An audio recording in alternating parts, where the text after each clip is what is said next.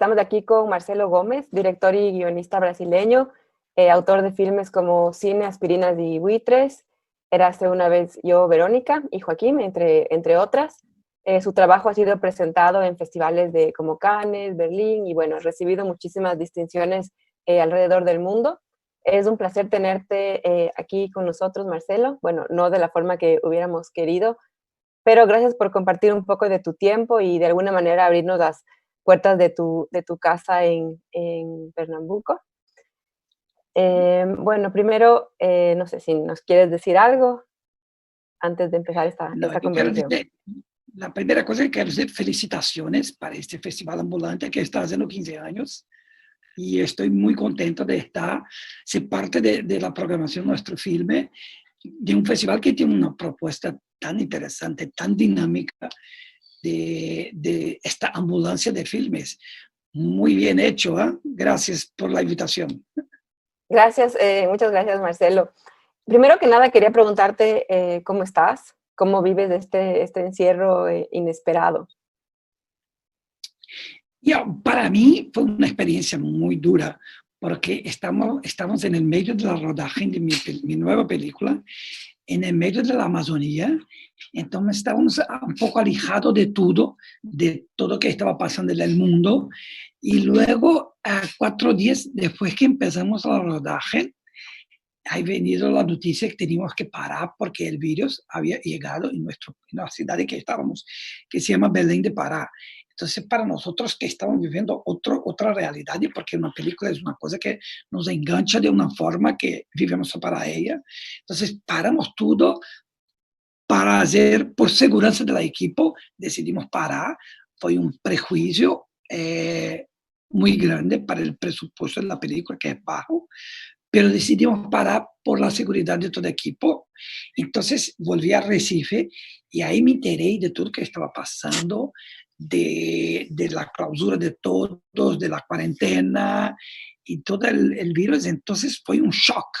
Te lo juro que estoy procesando hasta ahora esta parada momentánea de la película y este sentimiento de shock que vivimos en todo el mundo, porque no hay una previsión que va a ser el futuro, no hay una previsión que va a ser mañana. Todas las cosas cambian todo el momento.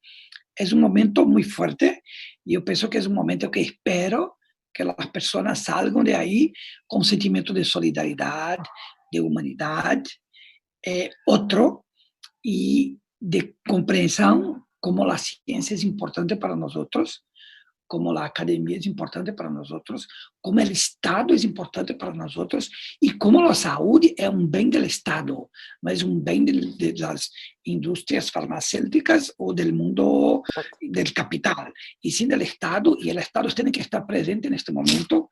Y la situación que vivimos en Brasil es muy dura y muy rara por toda la confusión que está habiendo, una confusión política que en este momento no debería ser un momento de solidaridad, repito.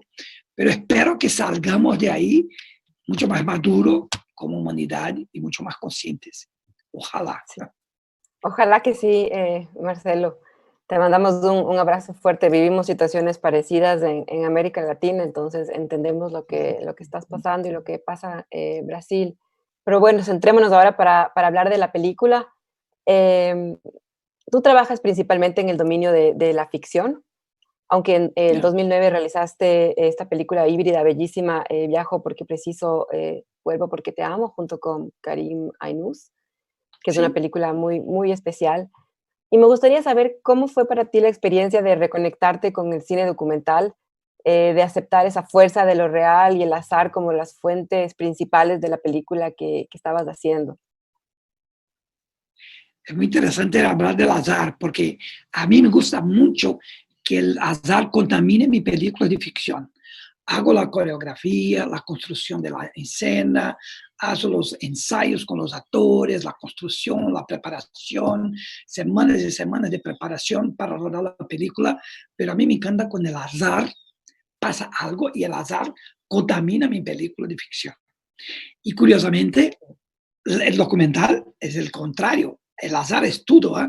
Porque una vez Orson Welles ha dicho una cosa que nunca más me olvidé, es que en la ficción el director es Dios, pero en el documentario el Dios él es el director. Entonces pasa tantas cosas. Hay una lluvia, hay una huelga, hay alguien que está enfermo y todo se cambia y descubre a alguien en la calle que es fantástico y invitas para la película. Entonces todo se cambia.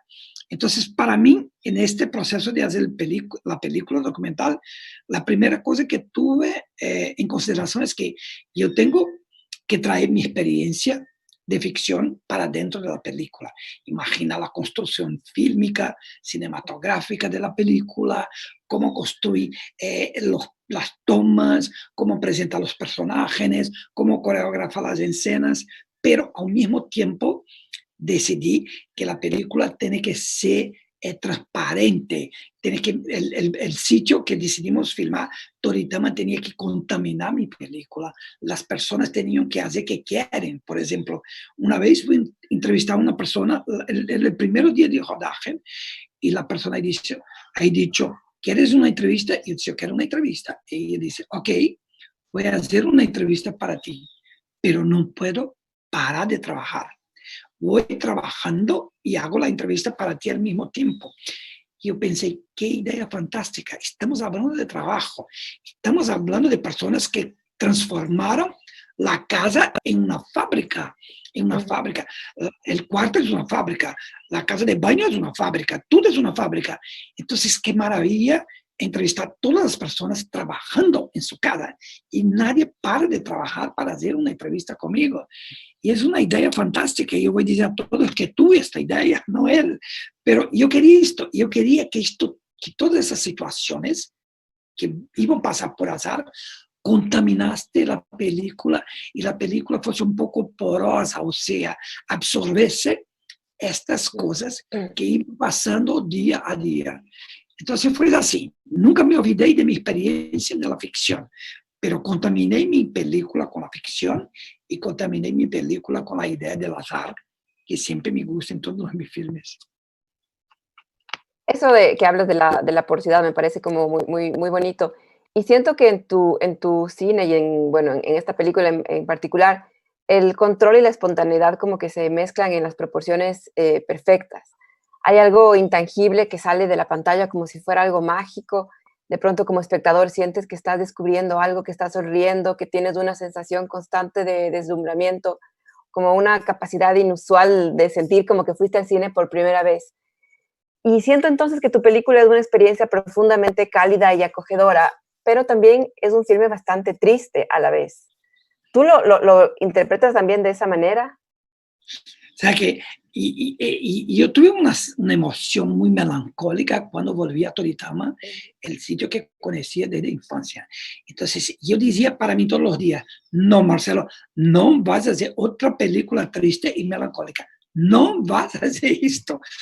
Pero la atmósfera de todo y los recuerdos del pasado me hacían también me traían una emoción muy melancólica, muy triste. Entonces, pero yo intentaba, a través de los personajes, traer un poco de humor a una situación muy dura. Y es por eso que me encantaba cuando uno u otro traía una anécdota que todos nos hacían reír. Y al mismo tiempo, traer cosas inesperadas que de una forma o de otra cambiaría este sentimiento de melancolía que tengo en mi alma. Yo pienso que quiero extraer el sentimiento que está en mi alma, que una parte de ella es muy melancólica, pero al mismo tiempo no quiero mucho contaminar esta película de una melancolía insoportable. Por eso que hay un momento que pienso que es muy sintomático, es un momento que es las 6 de la tarde y empiezo a hablar, que es un momento que a las 6 de la tarde me recordaba mucho este momento, que era como el momento que el sol se iba y llegaba la noche y yo sentía y había un sentimiento muy melancólico en este momento y empezaba a tocar en la radio el Ángelus. Entonces, para quebrar esto, empezó a filmar los chicos danzando hip hop en una facción, en una fábrica, y hablando con ellos de las chicas, de los chicos, y todos danzando hip hop. Yo pienso que es una forma de traer un cambio con el tiempo la sociedad cambió y también trae un poco de frescor de hoy en día que pasa en la ciudad. Y no ir fundo en ese sentimiento melancólico, María. Entonces, es eso que hago. Mi alma es melancólica, pero yo pienso que somos brasileños y tenemos una influencia muy grande de la cultura portuguesa, que es muy melancólica, como ustedes tienen una influencia muy fuerte de la cultura española, que también es un poco melancólica. Los ibéricos nosotros somos un poco melancólicos, pero tengo una tendencia también de traer un poco de humor, de frescor, de dinámica, que es mucho también de la alma brasileña. Entonces, yo siempre intento poner en una balanza esas dos cosas en mi película. Claro que en el caso particular, tienes el tema del trabajo, ¿no? Que es muy fuerte cómo los personajes lo asumen. Hay un personaje que dice que Toritama viró un São Paulo, que como esto se convirtió en São Paulo, y lo dice quizás de un modo un poco orgulloso, sintiendo que su ciudad puede equipararse al polo económico más grande de Sudamérica.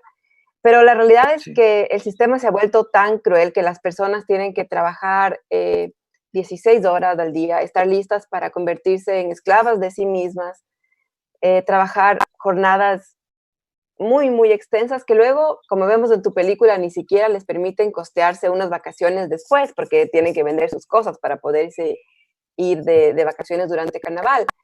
Entonces, creo yo también que esa tristeza y ese dolor emerge de tu película por esta otra situación.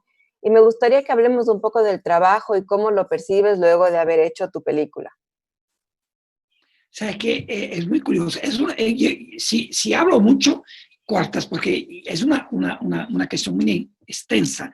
Cuando llegué en Toritama, miré a estas personas, vi la situación que vivía y yo dije, mira, esto parece la Inglaterra, el inicio de la revolución industrial en el siglo XIX. Estas personas están viviendo como vivían los trabajadores en el inicio del capitalismo. Este es un horror. Y mira la ciudad, de una polución visual, una polución urbana, el río poluido, la condición de vida es precaria. Entonces, yo dije, wow, yo voy a entrevistar a estas personas y ellos van a decir cómo es horrible vivir en esta ciudad. Y luego, para mi sorpresa, ellos dicen, estoy muy contento. Esta es una vida maravillosa. Y luego yo dije, mira, esta es la película que quiero hacer. No voy a hacer una película sobre la cuestión ambiental, que es otro tema, como la cuestión de la polución, que es otro tema. Yo voy a hablar exactamente sobre eso, porque a mí me gusta de hacer filmes sobre cosas que no comprendo. Y la cuestión es que no comprendía cómo estas personas están contentas. Entonces vi que ellos entraron en esta trampa del capitalismo salvaje, que ellos dicen, soy autónomo, soy el dueño de mi fábrica. Y ellos no perciben que están viviendo una vida de esclavitud, donde ellos son los dueños y los esclavos al mismo tiempo. Esta es una trampa del capitalismo moderno que dice greed is good, o sea, la ganancia. Tienes que trabajar, trabajar, trabajar, trabajar. Y luego tú empecé a cuestionar mi vida y la vida de las personas que están trabajando todo el tiempo, que no hay más este trabajo de las 9 a las 5 de la tarde. Estás contestando email a las 8 de la noche, estás hablando con alguien por WhatsApp a medianoche, no tienes más tiempo. Entonces, o sea, el trabajo no es parte de la vida, el trabajo es la vida, ¿me entiendes? Entonces, la pregunta que yo pienso que el filme presenta es, ¿vivimos para trabajar o trabajamos para vivir? Y poco a poco, esto que me parecía ser el pasado, empecé a imaginar que Toritama no es el pasado, pero Toritama tal vez va a ser el futuro. Y en el futuro vamos a ser una gran Toritama, donde todos vamos a ser autónomos, dueños de nuestro propio negocio, de nuestro propio trabajo, pero esclavos, esclavos de un sistema que está promoviendo esta idea de self-sufficient, autosuficiencia, que no tienes más fábrica, tú tienes la fábrica, tú eres el dueño y tú tienes que trabajar más y más y más. Y paralelo a eso, hay ideas de consumo. Si tú trabajas más, ganas más, consumes más y no vive nada. ¿Entiendes? Y no vive nada, porque si tú pasas 5 horas trabajando para comprar algo, esas 5 horas no vuelven más en tu vida. Tú perdiste esas 5 horas trabajando para comprar algo. Una pantalona de jeans nueva, un iPhone nuevo, un móvil nuevo, cualquier cosa que tú trabajas para conquistar, estas horas no vuelven más. Entonces, para mí fue una reflexión profunda, profunda, profunda de qué estamos haciendo con nuestra vida y qué está haciendo el capitalismo moderno y sus nuevas reglas con nuestra vida. Y nosotros pensamos que cada día somos más dueños de nuestra vida y lo que se pasa es exactamente lo que se pasa en Toritama. O sea, Toritama no es Inglaterra en el siglo XIX. Toritama tal vez va a ser São Paulo, México y todo el mundo en 2050. Todos vamos a ser una gran Toritama. Trabajamos round the clock, sin parar, para consumir las cosas que a veces no necesitamos.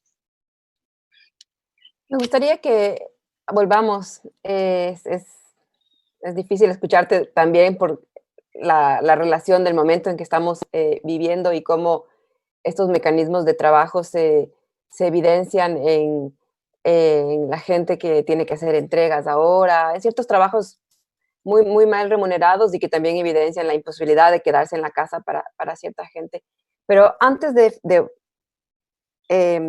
encontrar una conexión entre tu película y lo que estamos viviendo ahora, quisiera que volvamos un poquito a la forma y que nos hables un poco sobre el camino para encontrar la estructura de Esperando el Carnaval, en la que se funden el componente personal, la cotidianidad de los personajes, esas secuencias más plásticas, más elaboradas, en donde se evidencia la mecánica de la producción, que son como muy, muy bellas secuencias de un cine más observacional, de los equipos, de los instrumentos, y finalmente el material que los propios personajes graban durante el material.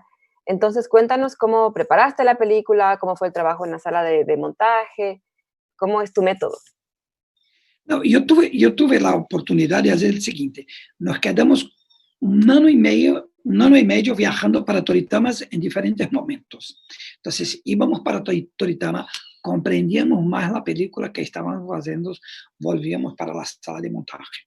Entonces trabajábamos, pensábamos que era importante y que no era importante para nosotros, seleccionábamos, hacíamos un recorte mucho más preciso, volvíamos para Toritama, volvimos para la sala de montaje. Entonces hicimos eso en paralelo, que fue un lujo muy grande porque era una forma de comprender mejor la película.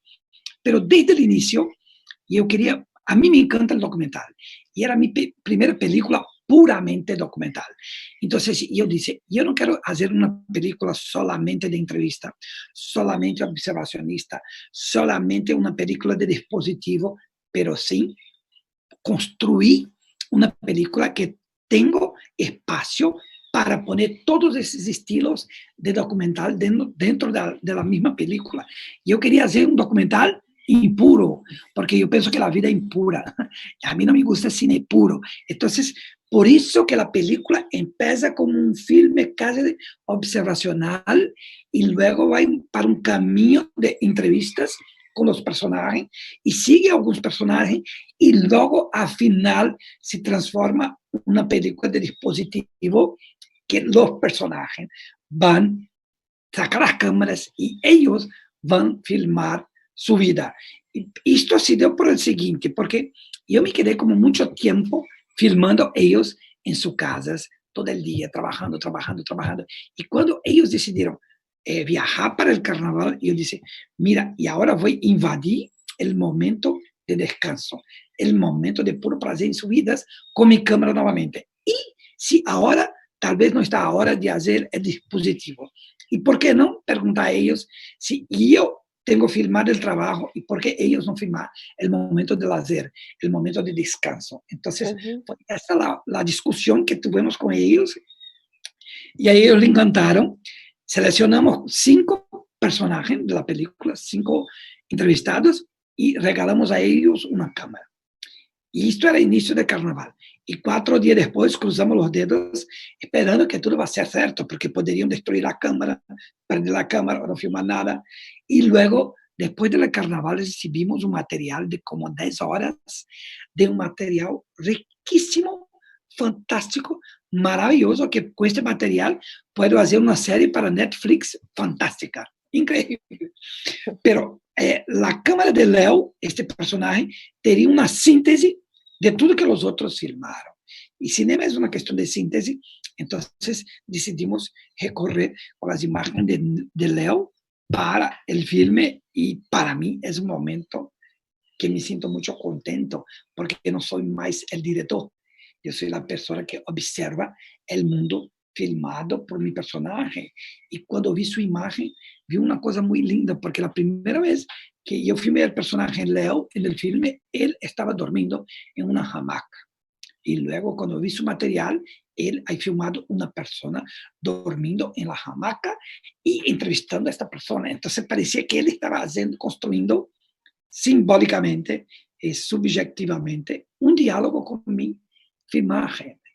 Entonces fueron momentos lindos, pero esta fue la idea, no construir un documental que fuese solamente en un camino, un género de documental, pero al revés, hacer un afresco de la ciudad y para hacer este afresco de la ciudad, usar un afresco de muchos estilos documentales. Y bueno, vemos entonces cómo el azar permea tu Sí, trabajo. Realmente Leo es un hermoso personaje. pero hay una cosa muy interesante, porque el azar puede ser muy bienvenido y puede ser muy nocivo, puede ser muy malo, puede te desenganchar de la película. El azar es muy importante cuando tú comprendes exactamente qué película quieres hacer. Entonces, cuando estoy hablando con los estudiantes, digo, mira, muy cuidado con el azar, porque el azar puede traer tú para otra película y tú pierdes mucho tiempo haciendo otra cosa que no interesa a la película en el montaje. Entonces, yo pienso que es muy importante tener muy bien el foco del documentario y el recorte que quieres hacer, porque cuando llega el azar, es una maravilla, es una sorpresa y a nosotros nos encanta nos sorprender. El cine está ahí para nos sorprender con la vida. Y bueno, Marcelo, finalmente, para terminar, porque lastimosamente tenemos que ir despidiéndonos, me gustaría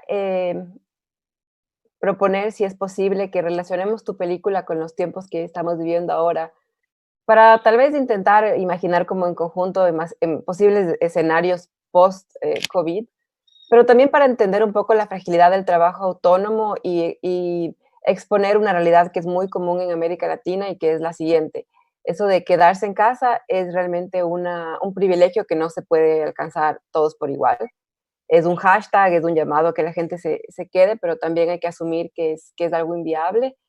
Entonces, me gustaría, si puedes reflexionar un poco sobre unas posibles formas de navegar estos tiempos con herramientas que a lo mejor intuyo que esta película te dio el año y medio que pasaste en ella, intuyo que te dio la posibilidad de comprender estos tiempos de una dimensión más amplia, desde el punto de vista de quien trabaja y bueno, tal vez si nos puedes dar un comentario final. ¿Sabes qué, María? Todo el día me desperto y pienso sobre este momento que vivimos. Y las dudas son inmensas, son dudas que hasta mismo es incomprensible penetrar en una sola duda. Ellas llegan todas al mismo tiempo. Es difícil racionalizar sobre todo lo que está pasando. Entonces, todos los días también pienso qué está pasando con las personas de Toritama, qué están haciendo, cómo están sus vidas. Entonces, quiero mucho volver ahí, cuando acabar toda esta cuarentena, y volver a los personajes y comprender a través de ellos qué pasó en este momento. Porque es muy curioso, porque estos personajes viven trabajando en su casa. Primero, viven trabajando en su casa. Segundo, trabajan de una forma que destruye su salud. Muchos tienen problemas de estrés, muchos tienen problemas de espalda, muchos tienen problemas de visión, muchos tienen problemas de pulmón por el pulpo del jeans, entonces, por el pulpo. Entonces, todos viven con problemas muy serios. Ellos pierden la vida para trabajar. Entonces es muy curioso porque al mismo tiempo estamos viviendo una pandemia que si tú sales de tu casa para trabajar, hay un peligro de muerte. Entonces es muy curioso porque en Toritama esta gente que trabaja en su casa abandona la vida para vas a trabajar y ahora tenemos que abandonar el trabajo en nombre de la vida. ¿Me entiendes? Está en casa. Entonces estoy muy curioso para me enterar qué está pasando con ellos, cómo están viviendo este dilema de trabajar o vivir, vivir o trabajar, y cómo están viviendo en casa, porque yo sé que no consiguen más vender en las ferias públicas porque cerraron las ferias públicas. Parecía que mucha gente estaba haciendo máscaras de denim jeans, pero ahora quiero volver ahí y comprender qué pasó con ellos, porque es muy fácil comprender qué está pasando con nosotros. Okay, estamos distantes de nuestros amigos, estamos distantes de nuestro trabajo, tuvimos que construir otra rutina de la vida, comprender la vida de otra forma, pero imagínate qué está pasando con esta gente que vive una vida radical, que su casa es su trabajo y que su trabajo tiene un riesgo inmenso a cada día. ¿Qué está pasando con ellos? ¿Cómo están viviendo? ¿Cómo están comiendo? ¿Cómo están se relacionando con los otros? ¿Cómo está la vida ahí? Tal vez tuvieron tiempo más para la familia que nunca tuvieron. Tal vez la vida fue mejor, con menos plata, pero mejor, con más familia, con más tiempo para los niños. Entonces quiero mucho comprender qué están pasando con ellos y después de eso puedo volver y tal vez tener respuestas para muchas dudas que yo mismo tengo ahora.